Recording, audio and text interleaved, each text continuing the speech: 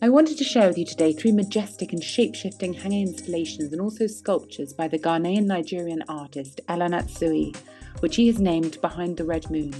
They represent 3 acts or moments of migration based on the transatlantic slave trade. This is the first, and it represents the billowing sails of a journeying ship on colonial trade routes, blood red on one side and golden and light on the other. The sails are made from hundreds and thousands of bottle tops looped together in a sort of net made of copper wire. This second act or sculpture represents the world. It forms a circular planetary shape, holding together a multitude of particles or figures. Nets play an important role here in joining and also distorting. The third act is entitled The Wall, which looks dark like rock or shale.